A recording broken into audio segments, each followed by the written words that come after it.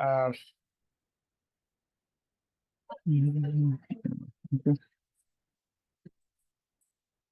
hey, hi everyone. Um, Welcome to this week's BIOMES.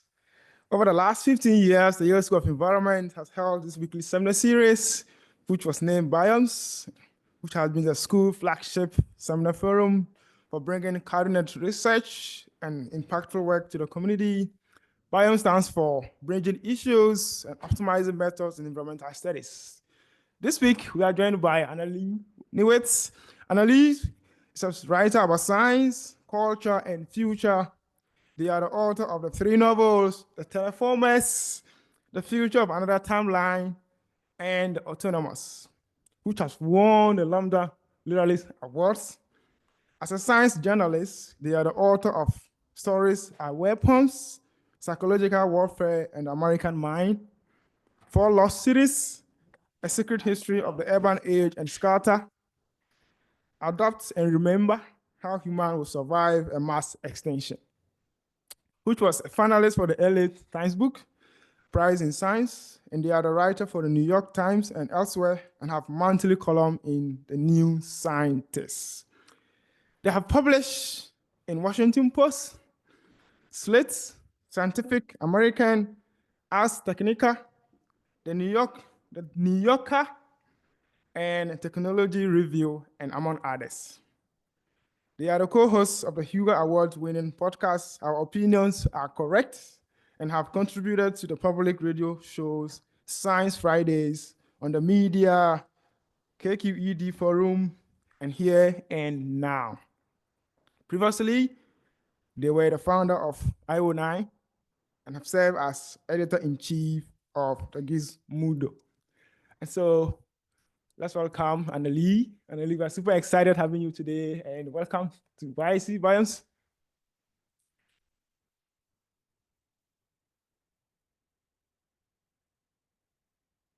I think I'm mic'd up, right? Is it all sounding good?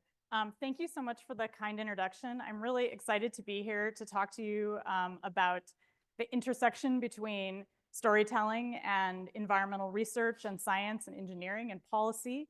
What I'm going to do today is tell you a little bit about my work. And then because I kind of straddle the line between doing science communication as a journalist, but also making shit up as a science fiction writer.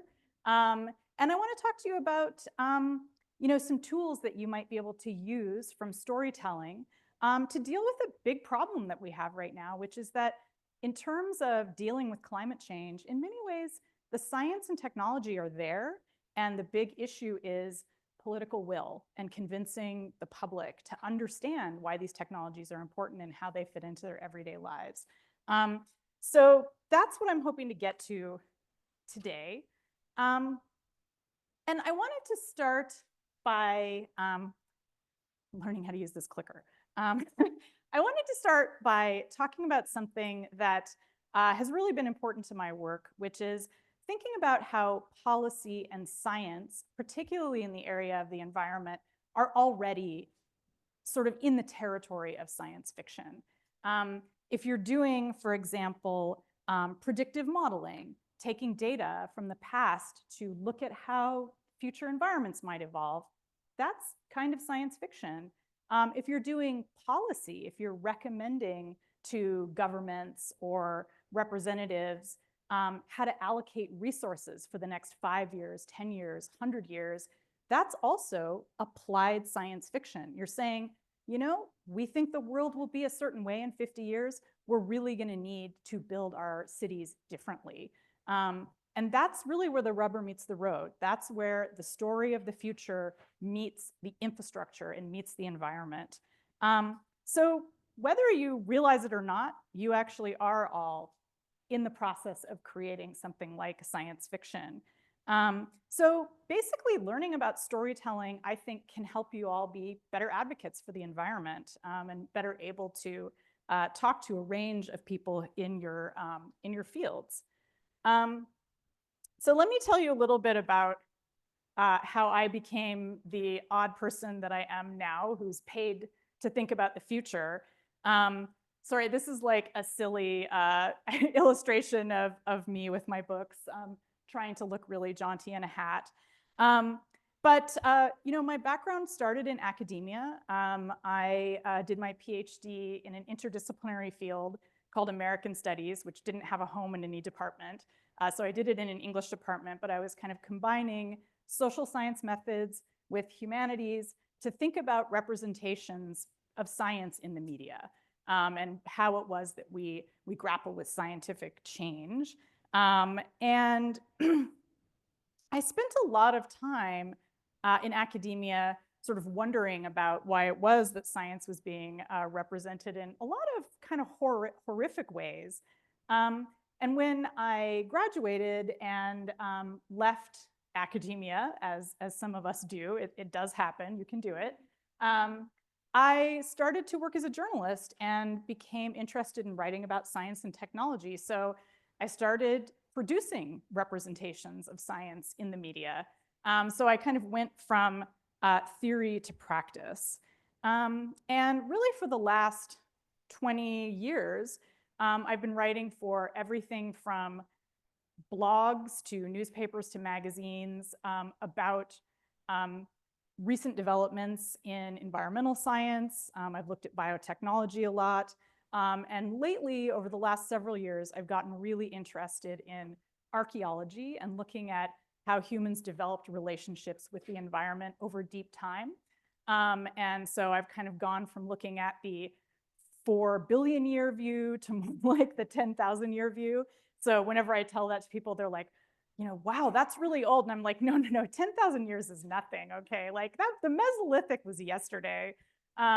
So now I kind of, basically what happened was I had been doing all of this science writing, and eventually I was approached by a science fiction publisher who I still work with now, Tor Books, and they were like, so do you have like any fiction that you've written, like maybe a novel? And I did secretly have a thumb drive with a really crappy novel on it, and I revised it, and it became my first published novel, Autonomous, which came out in 2017. And since then, I've been dividing my time between continuing my work as a science journalist, reporting on discoveries around ancient humanity and ancient environments, and then also, as I said earlier, making shit up. And a lot of my science fiction is very specifically growing out of the work that I do, looking at science and looking specifically at social change. I'm really interested in how large groups of people suddenly transform their relationships with each other, with their natural environment, with their resources, with their infrastructure. And so all of my books kind of deal with that question. My latest science fiction novel, we have a few copies to give away here, and I'll tell you more about that later. The Terraformers is about thinking through how you would build a planet from scratch. And so it's a fun thought experiment. It allows readers to kind of immerse themselves in like, what are all of the pieces of the environment? But then a huge part of the book is about what happens when the planet starts getting sold off to people. And so what happens when you bring development into a space that has been engineered to be an ecosystem without people? What happens when you add human civilization into that? So before I talk about some of the tools we get from science fiction, I want to offer you a warning. If you are familiar with science fiction at all, if you watch TV or read books or play video games, you may have noticed that there is a lot of dystopian science fiction out there right now. Everything from the show Severance, which is about people dividing their personalities in half in order to go to work and forget about what they do during the day because work is so horrible that they'd rather get brain surgery than actually remember what they're doing at work. There's shows like The Last of Us, which is based on a video game, which is in fact directly about climate change, because the premise of the show, how many people have seen The Last of Us, know what I'm talking about? The premise of the show is the planet is getting warmer, so fungal diseases are leaving their typical reservoirs and entering into humans. And that turns people into fungus zombies that eat each other, as you do. And it's really dark. It's about the fall of civilization and about what happens when we all become a giant fungus. And even Star Trek, which is kind of often held up as like the most utopian science fiction, it's become really dark lately. If you're engaged in the science, the Star Wars universe, the Star Trek universe, the way I am, you know that it's taken this really dark turn. So the question is, how do we get out of storytelling that's dystopian, where we tell people we're doomed, we're going to be consumed by fungus, our brains will be owned by corporations, we'll go out into space, but we'll keep wrecking planets along the way. So one thing that fiction can do is offer us models of a coming world that aren't just all bad or all good. Utopia is, the opposite of dystopia, and it's a word that means a place that doesn't exist, right? It's a good place, but it doesn't exist. Well, so is dystopia. Dystopia does not exist. There is no place that is 100% horrible all the time. No matter how you feel today in this moment, there's always a place on the planet. There's always where people are having a good time and getting stuff done and doing science. Just because your particular community or nation might not be doing that, there's other places that are. There's a whole world out there where multiple things are happening at the same time. So we're never in dystopia, we're never in utopia, we are in topia. We're in a place. And that's what I like to write about, is thinking about a future where it's not all good, it's not all bad. That is the goal. That is the world where we can solve problems. So let me give you some examples of why a science fictional perspective can help you kind of communicate your ideas better. One thing that science fiction does really, really well is something that we in the business call defamiliarization. It means that you take topics that people hear about all the time, like climate change or pandemic or resource allocation, topics that if they saw them in the headline of a newspaper, they might just shut down. They're like, I don't want to hear more about the budget, please no. But in science fiction, what you do is you create an imaginative sandbox. You say like, but imagine if we were on another planet and we had flying, talking moose, which we do in the terraformers. Like, I've always wanted to talk to a moose, so I was like, let's throw one in. And so you put people into an alternate reality, and it allows them to think about problems in a new way. So to go back to The Last of Us as an example, it's a zombie story. It's like got gross fungus. It's got a lot of action, but also it allows us to think about something that many of us are considering now, which is what happens when the environment heats up and we do become exposed to novel diseases, and we do become vulnerable to civilizational breakdown. So it's kind of a sneaky way in to getting people to think about the kinds of issues that we're dealing with every day in labs or in policy meetings, and just letting people have fun with it and have a little bit of free play for their imaginations. So you defamiliarize the world and then give people thought experiments in it, like riding on a sentient flying moose. And in the terraformers, it's not just about the flying moose. It's about how does this moose fit into the boreal ecosystem? And what is a boreal ecosystem? And how does that fit into a larger set of ecosystems? And it's about a lot of other stuff too.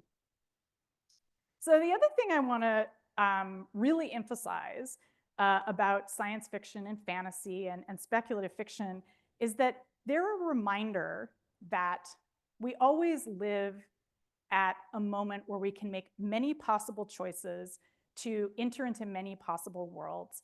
I don't know how many of you have seen the incredibly great movie Everything Everywhere All at Once, but it's about a multiverse where our main character discovers that she has all of these different parallel lives, one of which she is a rock with googly eyes, as you can see here. That's actually one of the better worlds, it turns out. She has a really good relationship with her daughter when she's a rock with googly eyes. But the idea is that when you're engaging in that kind of storytelling process and you're trying to get people to think about the future, it's really important to keep in mind that there's not just one future. No matter what you're working on, it can't be going from the present to one specific place. You always have to have a flexible plan. You need to be, and people who work on the environment, you know this. You know that you're looking at like multiple lines on the graph. Like if we do this, we're going to be at this level of warming. If we do this, we're going to be at this level of habitat destruction. And you have to plan for like 10 different possibilities with thousands of possible inputs. And that is what science fiction does effortlessly. It reminds us that there's always another possibility. There's always another place we can go. And in fact, even in the present day, other worlds are unfolding around us. The whole world is not just the United States. There are many other experiments happening elsewhere where people are handling their environment differently. And that's where social change happens, is when you start to get exposed to those possibilities.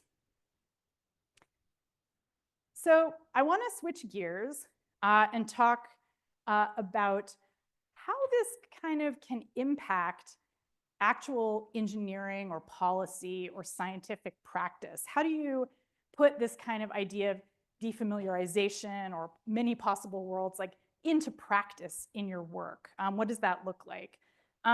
So I want to start by telling you the story of a very humble fellow who taught in what was at the time known as the Sanitary and Civil Engineering Department at MIT.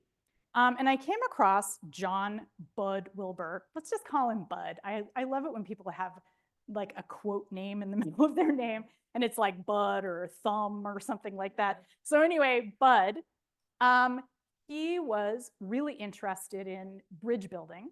He spent a lot of his life working on bridges in and around the Boston area.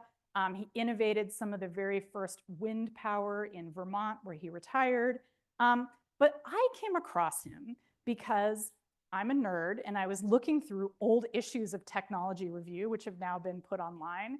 And I found this wacky article that he wrote in 1952, which was a piece of science fiction. And he collaboratively wrote it with like 5 other guys, because it was the 50s, 5 other guys in his department about what civil engineering would look like 25 years from now. So that would have been 1977 for them. And so they do this thing where they invent like a special engineering tool for seeing the future.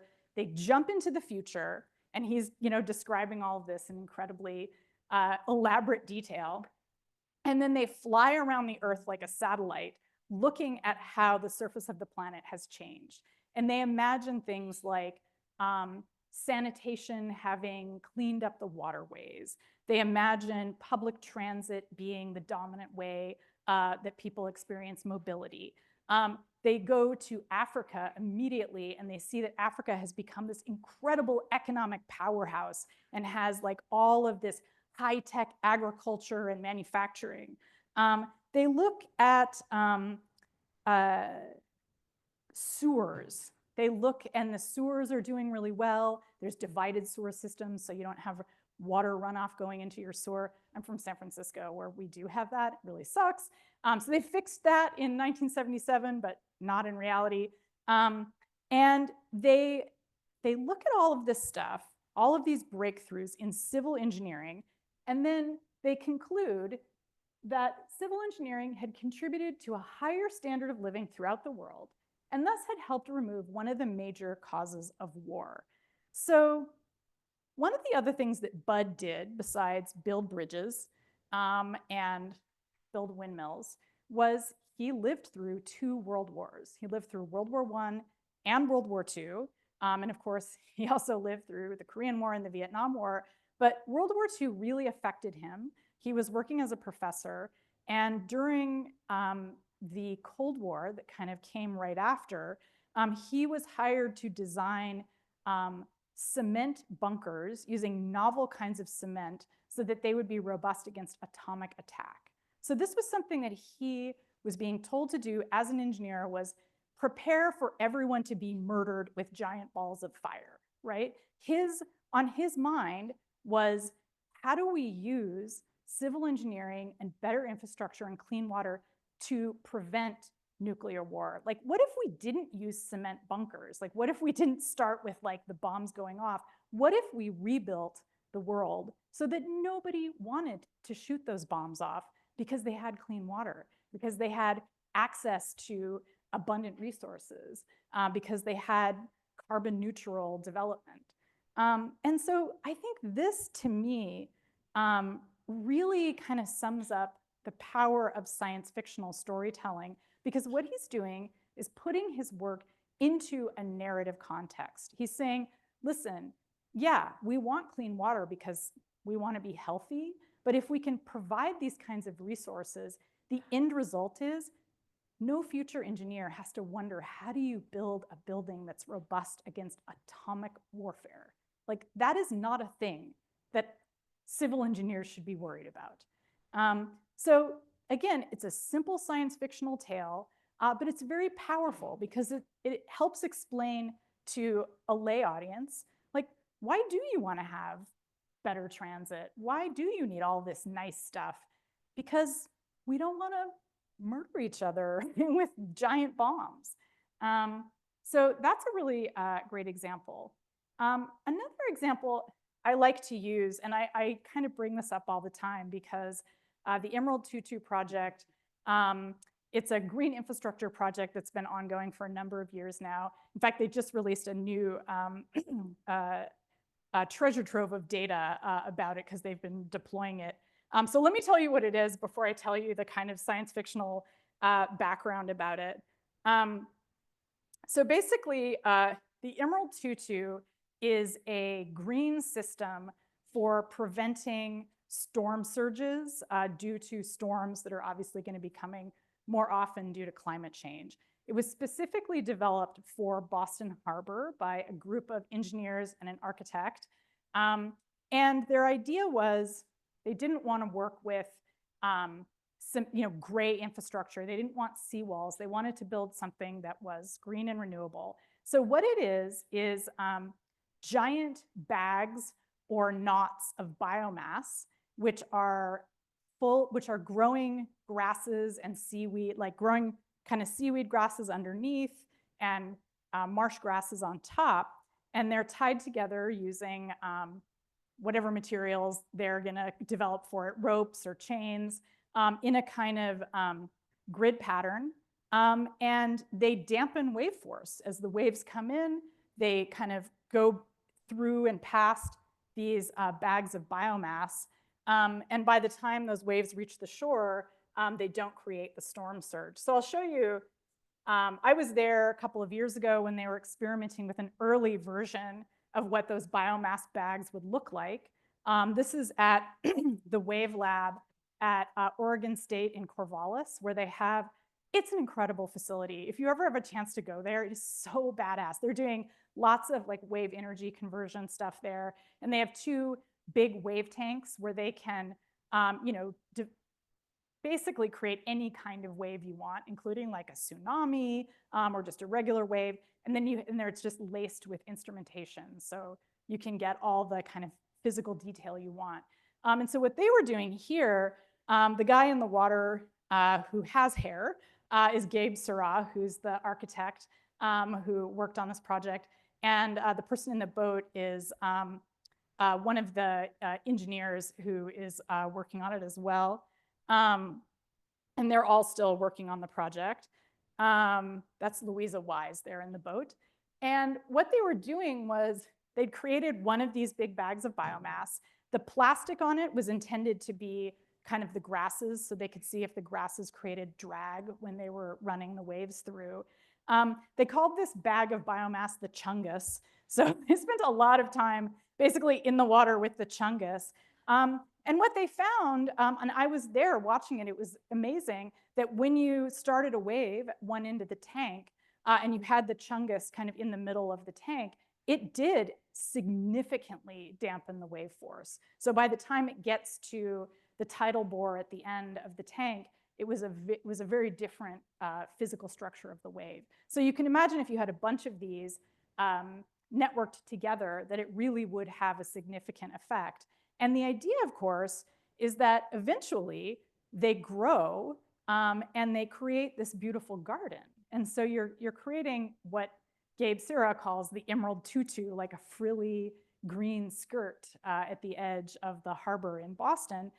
This picture I love because this is actually from last year. So they have updated the chungus. They now call it the cinnamon bun because it's this kind of, I love it's like always sounds kind of delicious. But it's basically just a woven mat of biomass that's kind of done in a snail shape. And then they're planting grasses on that. And so the new data that they literally just released yesterday, you can find it at emerald-tutu.org, is about the robustness of different kinds of grasses that they've been trying to grow on it and which ones are thriving and which ones are not doing so well. But the idea, of course, is that they become self-sustaining, that they eventually host organisms of all kinds. You just have like a blob of like grass with like fish eating it and frogs living on it and birds hanging out. And it just becomes a place where people want to walk. So I was covering this as a journalist. I was writing up a piece about the Wave Lab for Atlas Obscura. And I had just never seen anything like this before. And so I asked Gabe, the architect, what was in your mind? Like, how did you come up with this idea? And he started talking to me about goblin core. And goblin core is, it's something that if you're online and you're interested in aesthetics, you've probably seen it. But goblin core is kind of like, it's like cottage core. It's like an aesthetic that's very like bucolic and like woodsy. But the thing that makes it goblin-y is that there's a lot of like dirt and mushrooms and like bugs. And it grows out of fantasy stories. It grows out of things like Lord of the Rings or the nice parts of Game of Thrones. Stories where people are kind of imagining nature as being this kind of beautiful, untouched place that is worthy of protection. That's, of course, particularly true in Lord of the Rings.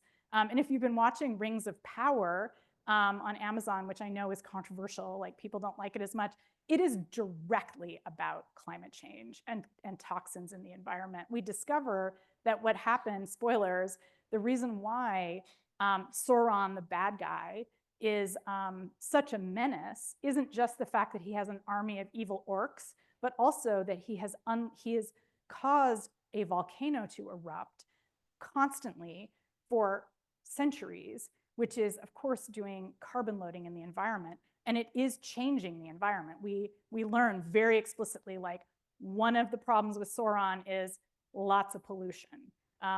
So there's another story that's kind of dealing with these same questions that we're thinking about now. And so what happened here is that storytelling had kind of an orthogonal effect on the development of this technology. It's not like Gabe and Louisa and their colleagues sat down and were like, how can we tell a science fictional story? It's that the science fiction and fantasy around them suggested to them a new way of building, a new way of developing infrastructure that would be green and full of bugs and dirt and wouldn't be concrete slabs that look like some kind of Apple store, right? It's a very different vision of the future, but it affected their ability to imagine this. And Gabe really felt like he wouldn't have imagined this if he hadn't been exposed to those kinds of images and stories. So I thought that was very inspiring. And I think, again, it's an example of how, science fiction can be a frustrating thing to work with as a tool, partly because the effects are never one-to-one. Like, it's not like so-and-so reads a book and suddenly goes out and saves the world. It's that we pay attention to stories and it helps inspire us when we come down to developing new ideas that are green.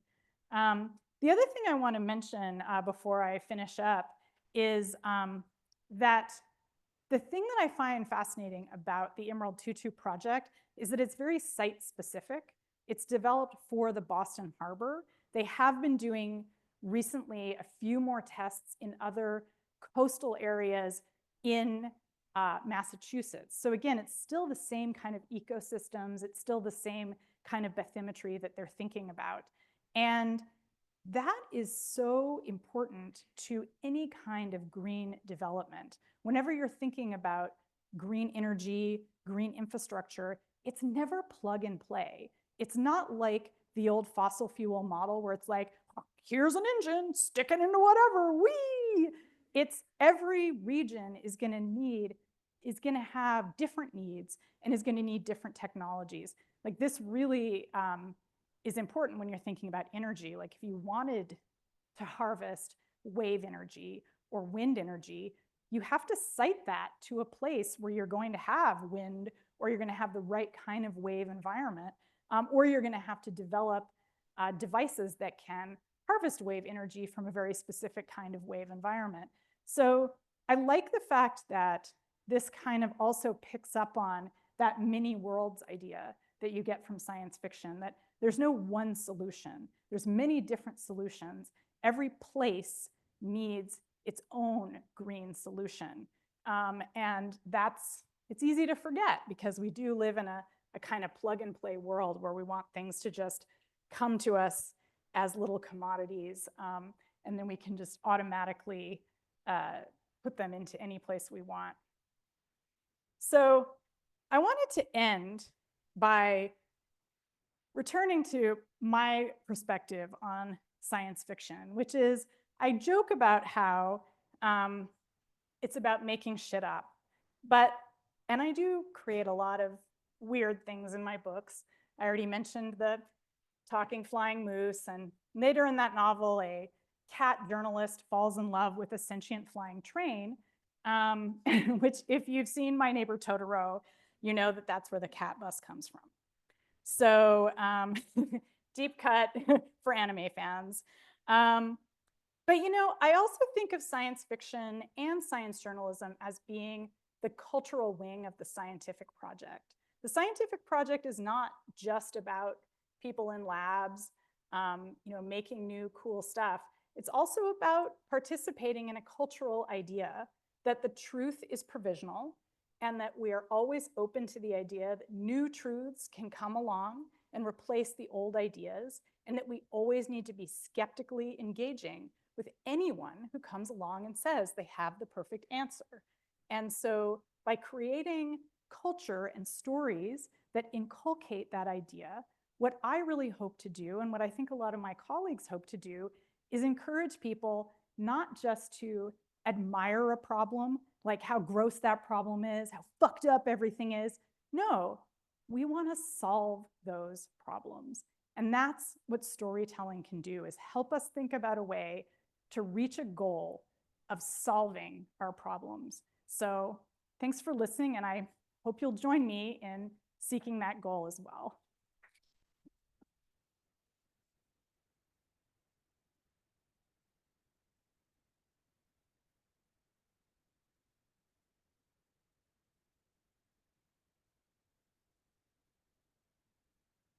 So we have time for questions or discussion or.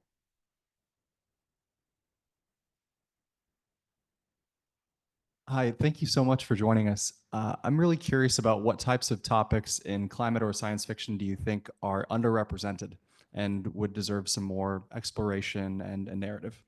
Oh man, that's such a good question. So there's a lot of stuff. One of the things that I find really fascinating is the development of infrastructure, as you might have guessed from a lot of the stuff I was talking about here. The ways in which people use resources, like on a granular level. You know, when I was researching the terraformers, I talked to a fellow who studies the lower Colorado River, and I was like, so where do rivers come from? And he was like, actually, that's like a huge question. And I feel like how did I not know that that was a huge question? Like, I feel like that was kind of science fiction's job to like tell me a story about like, dude, where did the rivers actually start? You know, like, let's go all the way back to the Pleistocene. So I think that resource use, looking at specific resources like water, not just focusing on like, you know, fancy stuff like how will we build a spaceship? That's great, but I want to know, how do we have animals on a spaceship? Like, how do we build an environment on a spaceship? And of course, you know, there's a lot of things that folks here are working on right now that I don't see represented a lot. Like, how do you create an industrial process where like everything that you put into it gets used? You don't just throw stuff away at the end. How do you do an industrial process using, say, things from the natural world, like using viruses to manufacture monitors, or using flies to give you chitin that you can use then to manufacture new kinds of polymers. So I want to see stuff like that, like really weird shit. And I mean, I do write that stuff, and there are people who are thinking about it, but I think a lot of times when you get like a green future in science fiction, it's kind of like, we have windmills, we have solar. And I want to know, like, well, how did you make it sustainable to build solar cells? Like, what is that process like? So, so yeah, I think a lot of that stuff could be explored more. And I know that there's writers out there that could make it super exciting.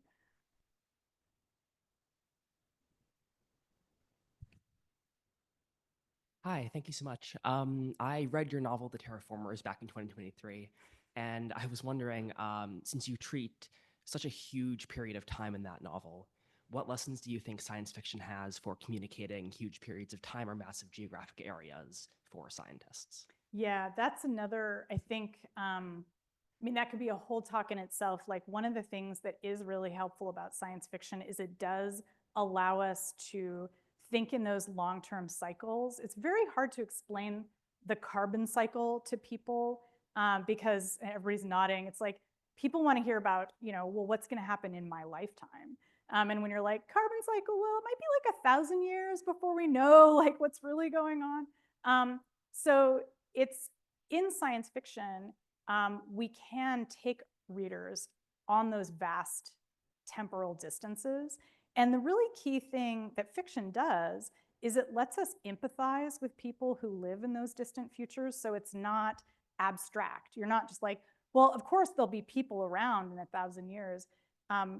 We learn to think about how those people are living and surviving in the world that we've made for them. And we think about what are the secondary and tertiary and, you know, other effect, like however many, you know, units out you can go, effects of what we're doing now. And that empathy, I think, like that ability to feel empathy for people who will be living in those times, because they will be. We're not going to be wiped out. We're going to have like little humans or whatever we become running around for thousands of years. And so I really think that that's a super important aspect of science fiction. Of course, not all science fiction looks at the distant future, but a lot of it does. And it gives us that tool of saying to people, like, let's defamiliarize what you normally think about the future. The future is normally this abstract thing. Let's like actually just introduce you to someone who lives there and show you what their life is like. So I think that that's super important. And I think the way that we frame that history really helps people get context for why we're doing the science now that we're doing. That's why I love Bud's work, right? You know, Bud Wilbur, like he was thinking about that. He's like, well, when I build a bridge now, or when I help with a sanitation project now, like, how is that good for this long-term goal of like not having nuclear war? And that's a narrative that he's created about the future. But it starts with better sewer systems, which, by the way, I want to see a lot more sewers in science fiction. I have a novella coming out in August called Automatic Noodle, which is set in a near future. And it starts with like a bomb cyclone and people having to go into the sewer and deal with like storm runoff in the sewer. And I was like, yes, my sewer scene. I finally got to write my sewer scene.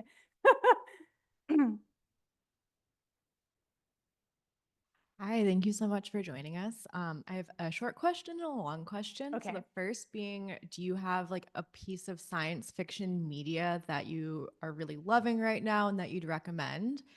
And then the second question, yesterday I was talking to a professor who is developing a podcast series on different climate tech solutions. And I think in a lot of ways, climate tech can be seen as science fiction. And I was wondering if you have any advice because she wants to make this very approachable to like everybody, not just people who are already in the space. So you already have the complication of distilling really complicated technology, but also making it connect with a broader audience and show that it's relevant to their lives, it's something they should care about, and maybe ways they can take action. And I think, yeah, we were just brainstorming different ways to frame this podcast, and we're kind of coming up with nothing. So I was wondering if you have any advice on that. Well, I'll start with the second question first. That sounds like a really cool podcast. I would be listening. I wanted to recommend, there was a podcast that was on for many years, sadly no longer, by Rose Eveleth called Flash Forward. And Rose is a science journalist, and they had been working for many years on thinking about technologies. And the way that they structured their podcast was it would always start with a very short science fiction story, like very short, and read as a radio play. And so they would just get their friends to come in and kind of play the parts. So you could get students to come or whatever, or even involve the drama department. That would be amazing. And so then, and of course, the story is relevant to the tech that you're talking about in the episode. And then what comes after the story is, what are all of the things happening here? Like, how was this object made? Who are the people working on that now? How might that come to pass? But also, importantly, how will people use it? Like, how will it be part of people's everyday lives? Because I think that's one of the things that gets highlighted in science fiction is like characters and how people interact with things. But in the sciences, we typically think about the thing, right? Not always, but like oftentimes the thing leaves the lab and then somebody else deals with the part where people start using it and misusing it and modifying it and doing all the cool things that I love. So I like the idea of like being able to say, here's how the tech is made, here's who's working on it, here's how people might use it, and then you end with how you take action. Always end with a call to action. That's like rule number one for advocacy journalism. Who can you call? Who can you donate to? Where can you read about this more? If you wanted to go to school and figure out how to do something like this, where would you go? So I love all that stuff. As for science fiction that's really inspiring, I mean, there's lots of stuff out there. I'll name a few. And I was actually talking about this in Luke Sanford's event that we had last night where we were chatting. There's a show that was on last year called Scavenger's Reign. It's an animated show that I would highly recommend. People are like, yay. Scavenger's Reign is about a spaceship crash lands on an alien planet, and the people have to figure out how to deal with the ecosystem. And it's a completely alien ecosystem. And the way that they interact with it is to turn a lot of the life into machines. So a lot of it is about biomimicry and how you incorporate biological organisms into devices that you might want to use for anything from flying to purifying water. And it's a really, really interesting show. Another show that I recommend if you like comedy is called The Second Best Hospital in the Galaxy. Nobody's watched this except for me and Charlie Jane, who co-hosts my podcast. It is amazing. It's another animated show. It is a workplace comedy set in a hospital where every single person who comes into the hospital and the main characters are all invertebrates. And so it's about imagining a world where many kinds of morphology are accepted as people, and also about how people of different morphologies and with different biologies interact with their environments. And of course, it's done in the context of like, oh no, we have an emergency. They're molting and they're about to explode. Or like, we have an emergency. They need to get back to their planet to lay their eggs in the upper atmosphere before they die. And so like you learn about different ecosystems and different life forms, but in the context of this like fun kind of zany comedy that also has some like stuff to say about like families and parenting and mental health. So those are great. I also think that there's a lot of books out there that people are not paying enough attention to. Obviously, the classics like N.K. Jemison's Broken Earth trilogy is a fantastic meditation on climate change and how people adapt to it. It's a just magnificent. It's won like every award. But also Malka Older, that's O-L-D-E-R, is in the middle of writing a cozy mystery series about environmental engineering on Jupiter. The first one is called The Mimicking of Known Successes. It's all about why did one environmental scientist murder another environmental scientist on Jupiter? But the premise is Earth's ecosystems have collapsed, so humans have moved to these synthetic rings that they've built around Jupiter, which are railroad tracks. And they're trying to regrow Earth's ecosystems on these covered platforms attached to the railroad tracks. So people are living in houses, and there's a university, and the main character is at the university.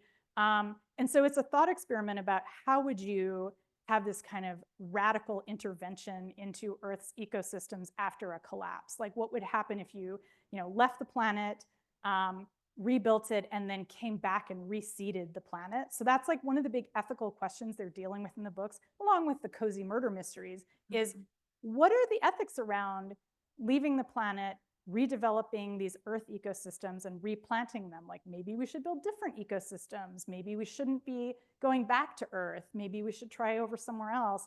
And then my final recommendation is a book by Tobias Buckell called Arctic Rising. It is a criminally underread book. It is fantastic. Tobias is from the Caribbean, and so he's very interested in how sea level rise is going to affect human communities living on islands. So he imagines a future where the Arctic ice has melted. Folks from the Caribbean have moved up to the Arctic Sea and created artificial islands where they have autonomy and sovereignty. But then these frickin' billionaires want to do cloud seeding to lower the temperature and bring back the ice cap. But the ethical question is, what happens if people are living there? Like people have now made their homes in that ocean. So what is our responsibility to the planet and to the people on it when bringing back the ice house means destroying the habitats of human beings whose islands have already been destroyed? So it raises like incredibly good ethical questions, has great science. Tobias Buckell has a good, strong policy background and science background, so he really knows what he's talking about. So those are my recommendations. Ask me more later, I'll make a list.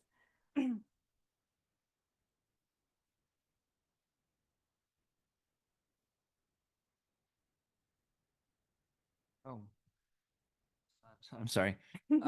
First, I'm from Corvallis, and as a kid, we would always go to the Wave Lab and build little cities and watch them get knocked down. Oh yeah. Pleasant so rad. memories. Thank you for bringing them back. My question, so you brought up a lot of mainstream media that has these environmental undertones that I was totally unaware of. Maybe I'm just dumb, but I feel like probably most people are unaware of. How do you, in your work or in work that has been successful elsewhere, how do you ensure that those messages they make it across and are received by the audience? So this gets to the heart of the big, big question. And this is a question that haunts the humanities. It's actually one of the reasons I left the humanities in order to hang out in the sciences, because the very nature of storytelling and narrative is that it's ambiguous. And like I said, it has these orthogonal effects and they're unpredictable. So one person watches Rings of Power and they're like, oh my God, this is totally about climate change. Another person is like, it's about Satan. And we're both right. And so that is so frustrating, because like I said, I like the scientific model where we have a consensus truth and we're like, we all basically agree on this truth. We're happy to revise if more data comes in, but you can't always, sometimes you can have two people who believe opposite things being right, but usually not in science. But in the humanities, you can. So you can't, unfortunately, control what people get out of a story. And if you try to, the story tends to be a little bland. Like if you come into the story and you're like, incoming message, by the way, be nice to your neighbors. It doesn't, that's why people joke about like after school specials, because they're like, there's like a message and that's kind of boring and kind of basic. So what I try to do is just work as hard as I can to make the science in my stories plausible and to leave a trail of breadcrumbs for people if they want to get that message out of it. But also, one of the goals of fiction is to provide relief from pain and boredom, to provide comfort. And so if reading Terraformers helps somebody escape from something depressing in their life by going to a world where ecosystems are cared for, like, I don't mind. Like, I'm planting an image in their minds about how comfort is associated with caring for the environment. And like, maybe they'll never do anything about that. Maybe in 10 years, they'll be like, but wait, I should join like an environmental group, or I should be an environmental studies student.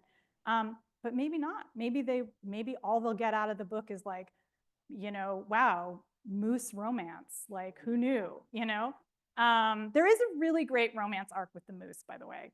And so yeah, it is frustrating. And like, in fact, Luke Sanford and I were talking about this a lot last night with some of the students about how you never can be sure what's going to happen to your story. In fact, it might get used in a terrible way, like the torment nexus might be developed out of your book called Don't Invent the Torment Nexus.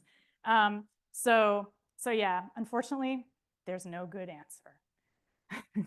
Okay, because of time, this might be our final last questions. There's from the online media. Someone wants to know whether you've done any TED Talk or you have short videos of your work, and she's thinking about incorporating that into a class that she teaches in the fall. So whether you have anything on that.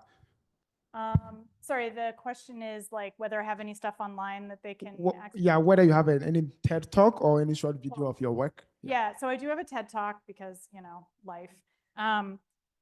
So you can find that online. There's a lot, if you search for me, it's very easy to find a lot of my talks online if you search under my name.